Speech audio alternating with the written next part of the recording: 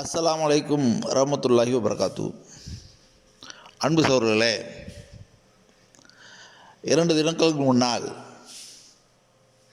அதாவது 24ஆம் தேதி நவம்பர் மாதம் 2024 அன்று நமது தேசிய தௌஹீத் கூட்டமைப்பினுடைய 3வது மாநில பொதுக்குழு மதுரையில் வல்ல ரஹ்மானுடைய மாபெரும் கிருபையால் சிறப்பாக நடந்து முடிந்தது. இந்த பொதுக்குழுவில் கலந்து கொண்ட அனைத்து நிர்வாகிகளும் தொலைபேசி மூலமாகவும் நேரடியாகவும் அவர்களுடைய தங்களுடைய கருத்துக்களை மகிழ்ச்சியுடன் பதிவு செய்தார்கள். இந்த தருணத்தில் மதுரையைச் சேர்ந்த ஒரு சகோதரர், இந்த பொதுக்குழுவில் நிர்வாகிகளுடைய தேர்வு சரியாக நடைபெறவில்லை, ஜனநாயக முறையில் இந்த தேர்வு நடக்கவில்லை, அந்த மதுரையைச் சேர்ந்த சகோதரர் சொல்லக்கூடிய அந்த குற்றச்சாட்டு, அந்த விமர்சனம் உண்மைதானா, சரிதானா, அவர் சொல்லும்படி தான் நடந்ததா என்பதை விளக்க வேண்டிய கடமை நமக்கு இருக்கிறது. அதற்காக நான் நேற்று அவருக்கு ஃபோன் செய்து சில கருத்துக்களை கேட்டேன். அவருடைய அனுமதியுடன் அந்த பதிவை நானும் அவரும் பேசிய உரையாடலை பதிவு செய்து கொண்டேன். அந்த ஆடியோவின் ஒரு பாகத்தை நான் இங்கு பதிவு செய்கிறேன். அதை முதல்ல கேளுங்க. சொல்லுங்க. அதுக்கு அதுக்கு இதுக்கு என்ன நடந்துச்சுன்னு சொன்னதானங்க நான் பதில் சொல்லுங்க. இல்லங்க, நான் உங்ககிட்ட கேக்குறேன். நீங்க அந்த 2 மாநில பொதுக்குழு நீங்க இருந்தீங்கல்ல? ஆமா. அப்ப நம்ம நிர்வாகிகளை எப்படி தேர்ந்தெடுத்தோம்? நம்ம எப்படி தேர்ந்தெடுத்தோம்னாக்கா மக்கள்கிட்ட கருத்து கேட்டோம். மக்கள் சில பேர் சொன்னாங்க. பெரும்பான்மையான கருத்து எது அங்க ஓங்குச்சோ அந்த கருத்தை நம்ம ஏத்துக்கிட்டோம். ஆமா, உண்மையா இல்லையா? எந்த கருத்தை மக்கள் எதிர்பார்க்கிறாங்களோ, எந்த கருத்தை தேர்தல் நடக்கணும்னு மக்கள் நினைக்கிறாங்களோ அந்த கருத்தை நம்ம ஏத்துக்கிட்டோம். அத அந்த கருத்தை மக்கள்கிட்ட தான் கேட்டோம். மக்கள் எதை அங்கீகரிச்சாங்களோ அதை ஏத்துக்கிட்டோம். சரி, இப்ப சொல்லுங்க. அப்ப கடந்த 2 மாநில பொதுக்குழுல இந்த முறையை கையாளும் போது இந்த மாநில பொதுக்குழுல ஏன் அந்த முறையை கையாளல? எதை கையாளலன்னு நினைக்கிறிய? இந்த முறையை இந்த மாநில பொதுக்குழு ஏன் கையாளல நான் கேக்குறேன். மக்கள் முன்னாடி எதுக்கு நீங்க எடுத்து வைக்கலன்னு கேக்குறேன். மக்கள் முன்னாடி ஏன் நீங்க கருத்துக்கள் கேட்கலன்னு கேக்குறேன். அப்படியா? அண்ணன் சொன்னாரு. நீங்க அடுத்து சொல்லக்கூடிய விஷயம் அதுதான். சரி, நான் கேக்குறேன். அண்ணன் இது சம்பந்தமா சொல்லும் போது, ஆரம்பிக்கும் போதே என்ன சொன்னாங்க அது சொல்லுங்க. ஆரம்பிக்கும் போது என்ன சொன்னாங்கன்னா புரியல. இந்த நிர்வாக தேர்வு நம்ம செய்ய போறோம், நிர்வாகிகளை தேர்ந்தெடுக்க போறோம் அப்படின்னு ஆரம்பிச்சாங்கல்ல. சரி, அப்ப 2 விஷயத்த சொன்னாங்க. என்ன சொன்னாங்க? இல்ல நீங்க சொல்லுங்க. இல்ல நீங்க சொல்லுங்க. இல்ல எனக்கு தெரியல, சொல்லுங்க. இல்ல நீங்க என்ன, நீங்க இவ்வளவு பெரிய கேள்வியை நீங்க வைக்கிறிய, அந்த 2 விஷயத்த என்ன சொன்னாங்க நீங்க கவனிச்சீங்களா? இல்ல நீங்க இருந்தியலா? உள்ள மண்டபத்துல இருந்தியலா? இல்ல இல்ல, நான் கவனிக்கவே விடுங்க, சொல்லுங்க. இல்ல நீங்க அது சொல்லாம எப்படி நீங்க இவ்வளவு பெரிய சொல்ல போறிய தோபிக்கு? சொல்லுங்க. அண்ணன் ஒரு விஷயத்த பதிவு வச்சாங்க. என்ன பதிவு வச்சாங்க? ஒரு விஷயத்த முக்கியமா அதாவது தேர்வுக்கு முன்னால ஒரு செய்திய பதிவு வச்சாங்க. என்ன சொன்னாங்க அதை சொல்லுங்க. அதான் சொல்லுங்க, நான் கவனிக்கிறத தவறிட்டேங்க. நீங்க சொல்லுங்க. என்ன சொல்லுங்க? நான் சொல்றேன். இத பத்தி பேசுறதுக்கு முன்னாடி இப்படி ஒரு சம்பவம் நடந்திருக்குது. தௌஃபீக்கு எத்தனை மணிக்கு வந்தார்? தேர்தல் முடிஞ்ச பிறகு வந்தாரா, இல்ல தேர்தல் முடியறதுக்கு முன்னாடியே வந்துட்டாரா? நான் கேட்டேன். சில பேர்கள்ட்ட கேட்டேன், என்னோட நண்பர்கள்ட்ட கேட்டேன். சரி, அந்த தேர்தல் நடந்துகிட்டு இருக்கும்போது அதை பத்தி ஆரம்பிக்கும் போது தௌஃபீக்கு மண்டபத்துல இல்ல வெளியே நின்று டீ குடிச்சுக்கிட்டு இருந்தாரு சில பேர் சொன்னாங்க. அது உண்மையா பொய்ய தெரியாது. ஏன்னா அதுக்காக தான் நான் கேக்குறேன், அண்ணன் என்ன சொன்னாங்கன்னு உங்களுக்கு தெரியுதா?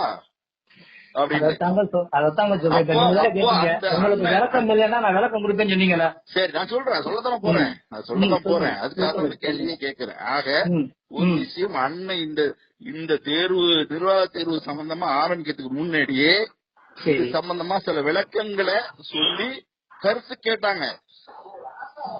புரியுதா? அந்த கருத்து கேட்டது என்ன கருத்து கேட்டாங்கன்னு உங்களுக்கு தெரியல. என்னன்னாக்கா அந்த சபையில நீங்க இல்ல. புரியுதா? அந்த சபையில என்ன நடந்துச்சுன்னு தெரியல.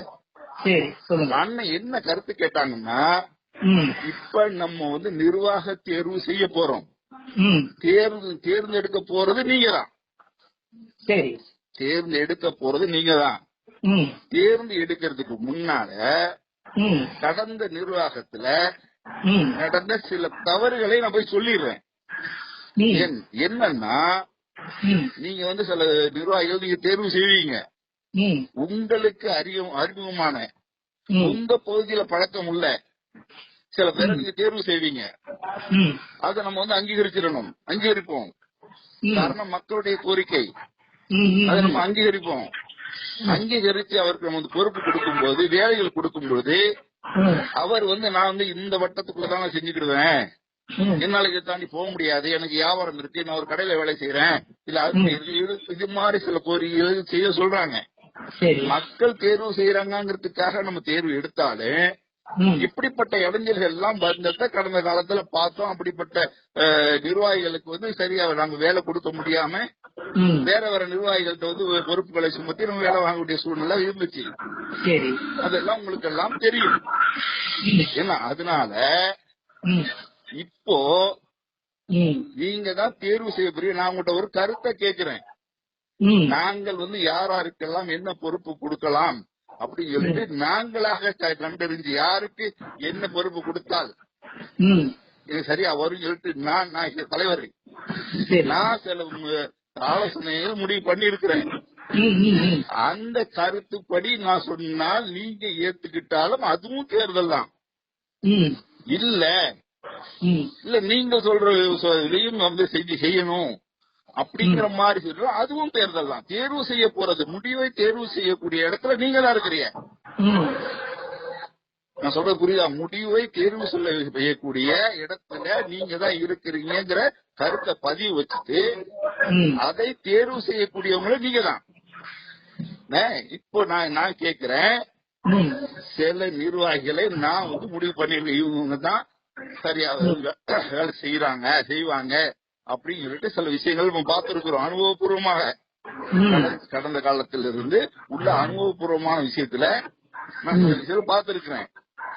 அது மாதிரி அறிவிப்பு செஞ்சு அதை தேர்வு செய்யறதையும் முடிவு எடுக்கிறது நீங்க தான்.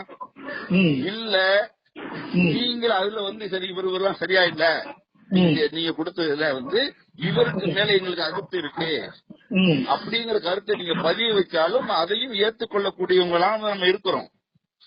அதையும் முடிவு பண்ணக்கூடியவர் பொதுமக்களாக நீங்க தான். அதாவது சகோதரர் பிஜே அவர்கள் நிர்வாக தேர்வு செய்வதற்கு முன்னால் அங்கு கூடியிருந்த நிர்வாகிகளுக்கு முன்னால் 2 கருத்துக்களை சொன்னார்கள். நிர்வாக தேர்வு நாம் செய்ய இருக்கிறோம், அந்த நிர்வாக தேர்வை நாம் 2 முறையில் செய்யலாம். ஒன்று, நாங்களாகவே சில நிர்வாகிகளை தேர்வு செய்து அந்த நிர்வாகிகளுடைய அந்த தேர்வின் அடிப்படையில் உங்களிடம் கருத்து கேட்டு ஒப்புதல் பெறுவது. அந்த ஒப்புதல் படி அல்லது அந்த கருத்தின்படி உங்களுக்கு விமர்சனம் இருந்தால், எதிர்கருத்து இருந்தால் உங்களுடைய கருத்துப்படி ஆலோசனை செய்து முடிவெடுப்பது. அல்லது ஒட்டுமொத்த நிர்வாகத்தையும் மக்களிடம் கருத்து கேட்டு அவர்கள் தேர்வு செய்யும் அடிப்படையில் இந்த தேர்தல் அமைப்பது என்ற 2 விஷயத்தை மக்கள் முன்னால் சகோதரர் பிஜே பதிய வைத்தார்கள். இந்த வழக்கம், இந்த நடைமுறை இந்த 3வது பொதுக்குழுவில் மட்டும் அல்ல, இதற்கு முன்னால் நடந்த 2வது பொதுக்குழு, முதல் பொதுக்குழு, இந்த 3 பொதுக்குழுவிலுமே இந்த கருத்தை பதிய வைத்திருக்கிறோம். முதல் பொதுக்குழுவிலும் சரி, 2வது பொதுக்குழுவும் சரி, சமீபத்தில் நடந்து முடிந்த 3வது பொதுக்குழுவும் சரி, இந்த கருத்தை மக்களிடம் நாங்கள் வைத்திருக்கிறோம். நீங்கள் தொடர்ச்சியாக 3 பொதுக்குழுவில் வந்திருக்கிறீர்கள், உங்களுக்கு நினைவிருக்கலாம். இன்னும் சொல்ல போனால் முதல் பொதுக்குழுவில் இந்த கருத்தை வைக்கும்போது இந்த நிர்வாகத் தேர்வை நாங்களாக எங்களுக்கு தெரிந்த கடந்த காலத்தில் அனுபவமிக்க சகோதரர்களை நாங்களாக தேர்வு செய்து உங்களிடம் ஒப்புதல் பெறுவது அல்லது நீங்கள் சொல்லக்கூடிய நபர்களை தேர்வு செய்வது என்ற கருத்தை முதல் பொதுக்குழுவில் வைக்கும்போது அங்கு கூடியிருந்த பொதுக்குழு நிர்வாகிகள் நாங்களாக தேர்வு செய்ய இருக்கிறோம், நீங்கள் தேர்வு செய்ய வேண்டாம் என்று கேட்டுக்கொண்டார்கள். அதாவது பொதுக்குழு நிர்வாகிகள் அவர்கள் சொல்லக்கூடிய கருத்தின்படி தேர்தலை நடத்த வேண்டும், நாங்கள் சொல்லக்கூடிய சகோதரர்களுக்கு நீங்கள் முன்னுரிமை கொடுத்து நிர்வாகிகளாக தேர்வு செய்ய வேண்டும் என்று கேட்டுக்கொண்டார்கள். அதன் அடிப்படையில் முதல் பொதுக்குழுவில் தேர்தல் நடந்து நிர்வாகிகள் தேர்வு செய்யப்பட்டார்கள். உங்களுக்கெல்லாம் நினைவிருக்கலாம். அதே போல 2வது பொதுக்குழுவிலும் அந்த கருத்து வைக்கப்பட்டது. 2வது பொதுக்குழுவில் நீங்களே அறிவிப்பு செய்யுங்கள், நீங்கள் அறிவிப்பு செய்யக்கூடிய நிர்வாகிகளுக்கு எதிர்கருத்து மாற்று கருத்து விமர்சனமான செய்திருந்தால் நாங்கள் சொல்கிறோம் என்று 2வது பொதுக்குழுவில் சொன்னார்கள். 3வது பொதுக்குழுவில் நடந்து முடிந்த 3வது பொதுக்குழுவிலும் இதே கருத்து வைக்கப்பட்டது. அதற்கு நீங்களே தேர்வு செய்யுங்கள், நீங்களே அறிவிப்பு செய்யுங்கள், அதற்கு நாங்கள் ஏற்றுக்கொள்ளக்கூடிய நபர்களாக இருந்தால் ஒப்புதல் அளிக்கிறோம் என்ற கருத்தை மக்கள் பதிய வைத்தார்கள். ஆக நடந்து முடிந்த 3 பொதுக்குழுவில் 2வது 3வது பொதுக்குழுவில் மக்களிடம் கேட்ட கருத்துக்கு மக்கள் நிர்வாகிகள்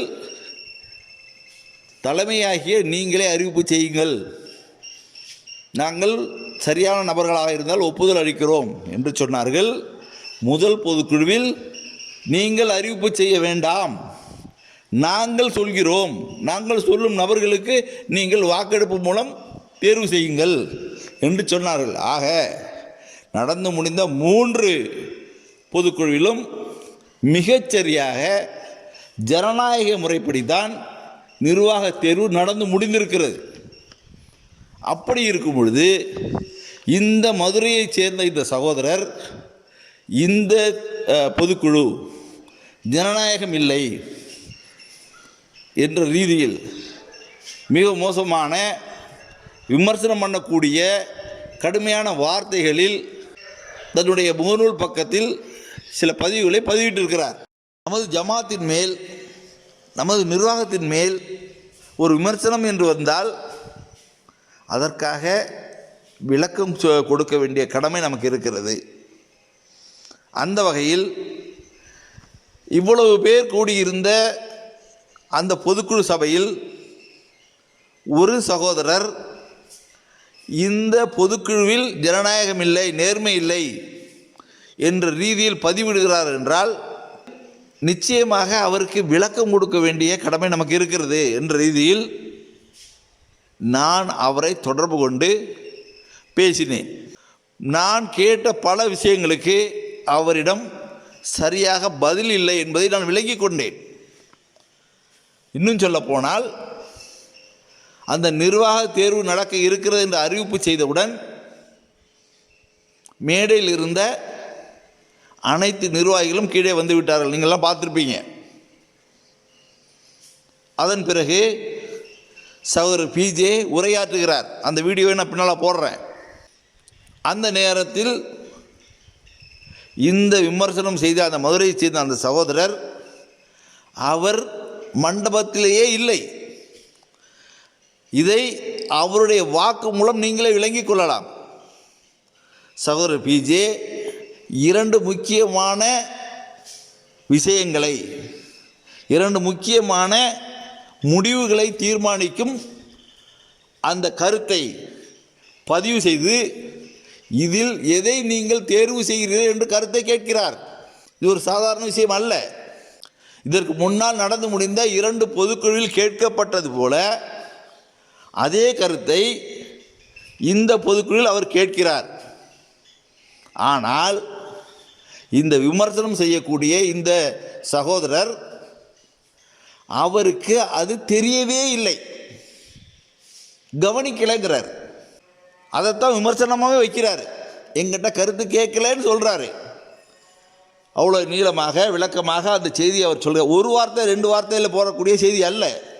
சும்மா ஒரு வார்த்தை சொன்னார் 2 வார்த்தை சொன்னார்னாக்கா நான் கவனிக்காமல் விட்டுட்டேன் அப்படின்னு சொல்லலாம். அவ்வளோ நீண்ட விளக்கத்தை சொல்கிறார். அந்த விளக்கம் எதுவுமே அவருக்கு தெரியவில்லை. காரணம் என்னவென்றால் அவர் மண்டபத்திலே இல்லை. அவருக்கு அந்த தகவலை எதுவுமே தெரியவே இல்லை. யாரோ சொன்னதை வைத்து அவர் இந்த பதிவு செய்திருக்கிறார். இதை கூட நான் அனுமானமாக சொல்லவில்லை. நிர்வாக தேர்வு என்று அறிவித்தவுடன் அனைத்து நிர்வாகிகளும் வந்து கீழே இறங்கிட்டாங்கல்ல, அதில் சில நிர்வாகிகள் வெளியில் டீ குடிக்க போனாங்க. வெளியிலன்னா மண்டபத்தில் வாசலில் என்ட்ரன்ஸில் டீ குடிக்கிறதுக்கு ஒரு இடம் இருந்துச்சு. எல்லாருக்கும் உங்களுக்கு தெரிஞ்சிருக்கும். நீங்கள் அங்கெல்லாம் டீ குடிச்சிருப்பீங்க. அந்த இடத்துல போய் அந்த கேப்பில் சகோதரர் அன்சாரி, சேப்பாக்கம் அன்சாரி, பொருளாளராக தேர்வு செய்யப்பட்டிருக்கக்கூடிய சேப்பாக்கம் அன்சாரி டீ குடிக்க போயிருக்கிறாரு. அங்கே இந்த விமர்சனத்தை வைத்த மதுரை சேர்ந்த அந்த சகோதரர் டீ குடிச்சிக்கிட்டு இருந்திருக்கிறாரு. அங்கே சந்திச்சிருக்கிறாங்க. இங்கு மண்டபத்தில் சகோதரர் பிஜே இந்த கருத்துக்களை பதிய வைத்து கொண்டு இருக்கும் பொழுது அவர் மண்டபத்திலேயே இல்லை. அவருக்கு எதுவுமே தெரியலை. அவர் வெளியில் டீ குடித்து கொண்டு இருந்தாரே தவிர இந்த நிர்வாக தேர்வு நடத்தப்படும் நேரத்தில் அவர் மண்டபத்திலேயே இல்லை. மக்களிடம் முறையாக கருத்து கேட்டு அவர்களின் ஒப்புதலுடன் நிர்வாகிகள் தேர்வு செய்யப்பட்டார்கள். இந்த சம்பவம் நடந்து முடிந்த ஒரு நிகழ்விலும் அந்த சகோதரர் மண்டபத்தில் இல்லை. இன்னும் சொல்ல போனால் அவருக்கு எதிர்கருத்து இருந்தால் ஏற்றுக்கொள்ளக்கூடிய, அவர் சொன்னால் அதையும் கேட்கக்கூடிய நிலையில் தான் நாம் இருந்தோம் என்பதற்கு ஒரு உதாரணத்தை சொல்கிறேன். அதன் பிறகு நிர்வாக தேர்வுக்கு பிறகு சகோதரர் பிஜே பேசுவார், சில செய்திகளை சொல்வார், நம்மளுடைய செயல் திட்டங்களை அறிவிப்பார், எப்படியெல்லாம் செயல்படும் சொல்லுவார், எப்படியெல்லாம் இருக்கக்கூடாது என்பதை விளக்கி பேசுவார். அவர் பேசிக்கிட்டு இருக்கும் பொழுது கூட சில சகோதரர்கள் குறுக்கிட்டு சில கருத்துக்களை சொல்வார்கள், சில ஆலோசனைகளை சொல்வார்கள். அவைகளையெல்லாம் காது கொடுத்து கேட்டு சகோதரர் பிஜே அவருடைய உரையை நிறுத்திவிட்டு கீழே இருந்து சொல்லக்கூடிய ஒரு நபர் அவர் என்ன சொல்கிறார் என்பதை கேட்டு காதில் வாங்கி அதற்கு பதிலை சொல்லிவிட்டு உரையை தொடர்வார். இது மாதிரி ஒரு சம்பவம் 2 சம்பவம் நடக்கலை. சுமார் ஒரு 6-7 பேருக்கு மேலே தன்னுடைய கருத்துக்களை பதிய வைத்தார்கள். இந்த தேர்தல் ஜனநாயக முறைப்படி நடக்கவில்லை என்று சொல்லக்கூடிய இந்த தௌஃபீக் சபையில் இருந்திருந்தால் அவர் நிச்சயமாக இது போல அவர் கருத்தை சொல்லியிருப்பார். நீங்கள் ஜனநாயக முறை நடக்கலை, எங்கள்கிட்ட கருத்து கேட்கல அப்படின்னு சொல்லியிருப்பார். அவர் தான் சபையிலே இல்லையே. அப்படி அவர் சொல்லி இருந்தால் அதற்கும் விளக்கம் கொடுக்கக்கூடிய அல்லது அவருடைய கருத்தை ஏற்று செயல்படுத்தக்கூடிய நிலையில் தான் நாம் இருந்தோம். அவருக்கு எதுவுமே தெரியாது. அவர் சபையிலே இல்லை. அதற்காகத்தான் நான் அவர் அந்த ஆடியோலாம் திருப்பி கேட்குறேன். அன்னை என்ன சொன்னாங்கன்னு சொல்லுங்கன்னு கேட்குறேன். நீங்கள் சொல்லுங்கங்கிறாரு. என்ன எனக்கு தெரியலை, நான் கவனிக்கலைங்கிறாரு. ஒரு வார்த்தையில் சொல்லிட்டு போன செய்தியாக இது கவனிக்கலைன்னு சொல்கிறதுக்கு இல்லை, முழுமையான ஒரு விளக்கத்தை சொல்கிறாரு. அது கவனிக்கலைன்னு சொல்கிறாருனாக்கா அவர் எப்படிப்பட்ட மனநிலையில் இருக்கிறாரு நீங்கள் பார்த்துக்கங்க. விமர்சனத்தை சொல்ல வேண்டும், அதுதான் அவருடைய செயலின் நோக்கம். ஆக நம்ம சொல்கிற ஒரே ஒரு விஷயந்தான், இவருடைய இந்த செயல், இந்த விமர்சனம் ஆதாரமற்ற எந்த அடிப்படையும் இல்லாத இவருடைய இந்த விமர்சனம் யாராலும் ஏற்றுக்கொள்ள முடியாத ஒன்று. தௌஹீதை நேசிக்கக்கூடியவர்கள், சத்தியத்தை நேசிக்கக்கூடியவர்கள் ஆதாரம் இல்லாத இப்படிப்பட்ட அவதூறுகளை பரப்பலாமா? இது எப்படிப்பட்ட எவ்வளோ பெரிய வழிகேடு என்பதை நீங்கள் சிந்திக்க மாட்டீங்களா? ஒரு விமர்சனத்தை சொல்லும்போது அந்த விமர்சனம் யாரோ ஏதோ சொன்னாங்கங்கிறதுக்காக அதை மட்டும் ஆதாரமாக வச்சுக்கிட்டு தௌஹீதை நேசிக்கக்கூடிய மக்கள் ஒருங்கிணைந்து பயணிக்கக்கூடிய இந்த ஜமாத்தை பார்த்து ஆதாரமற்ற எந்தவித அடிப்படையும் இல்லாத விமர்சனத்தை பதிவு செய்யும் பொழுது சிந்திக்க வேண்டாமா? இது இந்த தவறை யார் செய்தாலும் ஏற்றுக்கொள்ள முடியாது. ஏற்றுக்கொள்ள முடியாத மிக மோசமான அவதூறை இந்த சகோதரர் பரப்பியிருக்கிறார். எந்த கருத்தை, எந்த ஆலோசனை, எந்த தீர்ப்பை மக்கள் அந்த சபையில் கொடுத்தார்களோ அதன் அடிப்படையில் தான் அந்த பொதுக்குழுவின் நிர்வாக தேர்வு நடந்து முடிந்ததா இல்லையா? இதை அங்கே பதிவு வைத்தோமா இல்லையா? மக்களிடம் கேட்டு அவர்கள் சொன்ன அடிப்படையில் தான் இது நடந்து முடிந்திருக்குதா இல்லையா? எனவே சகோதரர்களே, இது போன்ற அவதூறு பரப்பும் காரியத்தை யார் செய்தாலும் நாம் ஏற்றுக்கொள்ள மாட்டோம். நம்முடைய விளக்கத்தை சொல்லித்தான் ஆக வேண்டும். மக்களிடம் எடுத்து விளக்கம் அளித்துத்தான் ஆக வேண்டும் என்ற ரீதியில் இந்த பதிவு நாம் பதிவு செய்திருக்கிறோம். இன்னும் வரக்கூடிய காலங்களில் சரியையும் தவறையும் சரியாக உணர்ந்து பின்பற்றக்கூடிய மக்களாக, பயணிக்கக்கூடிய மக்களாக நாம் இருக்க வேண்டும் என்று துவா செய்தவனாக என்னுடைய விளக்கத்தை நிறைவு செய்கிறேன். அஸ்ஸலாமு அலைக்கும் வரஹ்மத்துல்லாஹி வபரகாத்துஹு. இந்த மூன்றாவது பொதுக்குழுவுடைய முக்கியமான அஜெண்டா, அதுதான் பொதுக்குழு கூடுறது. என்ன அஜெண்டா என்று சொன்னால், ஏற்கனவே நீங்கள் நிர்வாகிகளாக தேர்வு செய்தவருடைய பதவிக்காலம் முடியுது. அவங்களுக்கு பதிலாக புதிய நிர்வாகத்தை தேர்வு செய்கிறது தான் முக்கியமான அஜெண்டா.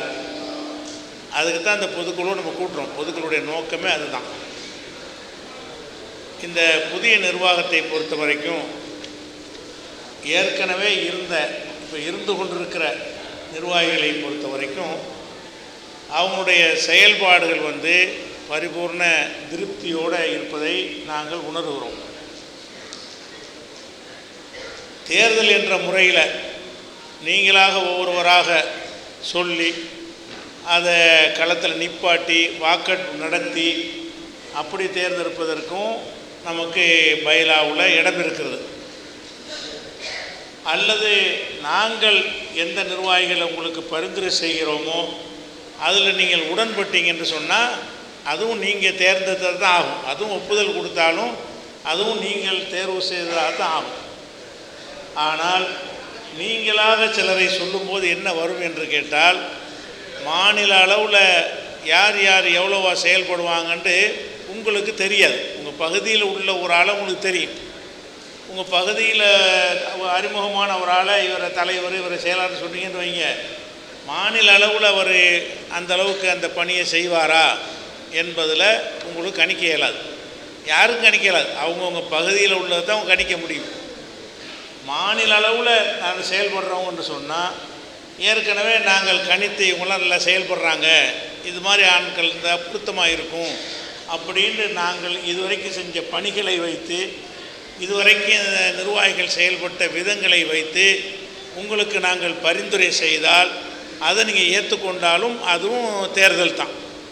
இந்த தேர்தலை நாங்கள் இந்த அனுபவத்தில் பார்க்குறோம்ல, இந்த 3 வருட காலத்தில் நல்லபடியாக அவங்களாம் செயல்பட்டுருக்காங்க. வெளியில் இந்த மாதிரி செயல்படக்கூடிய ஆளுக்கு இருக்கிறாங்க, மாநிலத்திற்கு தகுதியான ஆளுக்கு இருக்கிறாங்க என்று நாங்கள் கண்டறிந்து அதை உங்கள்கிட்ட பரிந்துரை செய்து ஏற்றுக்கொள்கிறீங்களா? அல்லது ஒவ்வொரு பதவிக்கும் சொல்லி ஒவ்வொரு 5 பேர் தான் தேர்தல், ஏற்கனவே உங்களுக்கு சொல்லியிருக்கிறோம். மீதி செயலாளர்கள்னால் அந்த 5 பேர் நியமித்துக் கொள்வார்கள்னு ஏற்கனவே முடிவு எடுத்துருக்குறோம். 5 பொறுப்பாளர்களுக்கு மாத்திரம் தேர்தல் நடத்தி, அப்படின்னா ஒன்றுக்கு 5 பேர் 4 பேர் போகிறது தேர்தல் நிற்பாங்க. அதில் என்ன ஒன்று கேட்டால், நீங்கள் தேர்ந்தெடுக்கிற ஒரு ஆள் மாநில அளவுக்கு பொருத்தமில்லாமலும் போய்விடும்.